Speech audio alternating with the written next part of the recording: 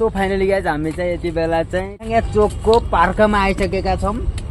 यसको नाम पार्क हो तर थपेको चाहिँ ठ्याङठ्याङे, किनभने चाहिँ म जतासुकै जान्छु घुम्न, यो बेङ्गलोरको धेरै ठाउँमा जानेछु घुम्न। जति ठाउँमा जान्छु त्यति ठाउँको नाम चाहिँ ठ्याङठ्याङे चोक मैले राखिदिनेछु। तपाईँहरूले पनि ठ्याङठ्याङे चोक भनेर चिन्नु होला होइन। मैले चाहिँ ठ्याङठ्याङे चोक भन्दै चाहिँ म चाहिँ यस्तरी घुमिरहेको छु कि अब यो ठाउँमा को आउनु भएको छ है। यो ठाउँमा चाहिँ बेङ्गलोरमा हुने सम्पूर्ण नेपाली दाजुभाइ तथा दिदीबहिनीहरू को आउनु भएको छ कमेन्ट गरेर चाहिँ भन्नु होला है, नबिर्सिनु होला।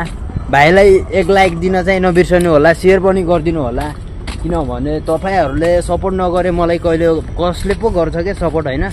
त्यो भएर चाहिँ यस्तो सपोर्ट हानिदिनु पऱ्यो कि 3 चोटि लाइक हानिदिनु पऱ्यो कि 3 चोटि लाइक हानेपछि के हुन्छ भने चाहिँ स्क्रिनसट हुँदो रहेछ क्या, फोटो खिचिने रहेछ अटोमेटिक होइन।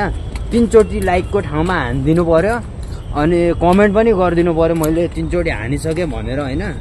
सबैले सक्दो सपोर्ट गर्नु पऱ्यो क्या। हजुरहरूको आशमा त म बाँचिरहेको छु होइन, नत्र यो बेङ्गलोरमा म आएको 20 दिन भइसक्यो अनि म कामतिर लाग्ने थिइनँ। अब यस्तै भ्लग बनाएर अब तपाईँहरूको सपोर्टले बाँच्नेछु भन्ने आशा राखेर चाहिँ म यति बेला बिदा हुँदैछु। धन्यवाद, नमस्कार।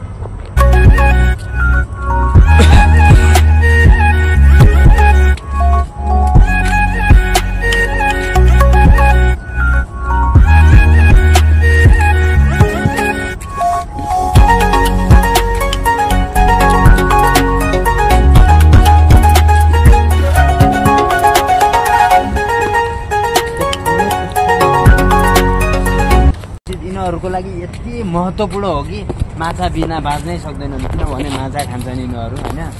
त्यो भएर चाहिँ उता हेर्न सक्नुहुन्छ माछा पनि यति धेरै छ कि यसमा होइन। हामीले चारो चाहिँ ल्याउन निश्चित गरेछौँ। चारो एक ठाउँमा फाल्यो भने चाहिँ त्यो ठाउँमा चारो खानको लागि माछाहरू यति धेरै आउँछ कि होइन। सम्पूर्ण नेपाली दाजुभाइ तथा दिदीबहिनीहरू यहाँ बेङ्गलोरमा हुनुहुने आएर चाहिँ 1 केजी चाहिँ चारो लिएर आउनु होला। तपाईँहरू नपत्याइ ट्राई गर्नु होला, चारो एउटै ठाउँमा फ्याँक्नु होला, सबै माछा त्यही ठाउँमा आउनेछन् भन्ने आशा राखेका छौँ। तपाईँहरूले अनि सक्दो सेयर सपोर्ट गर्नुहुन्छ भन्ने पनि आशा राखेका छौँ। गर्न सक्नुहुन्छ हजुर आशा। मेरो आशालाई नमान्नु होला, मेरो आश चाहिँ तपाईँमाथि छ।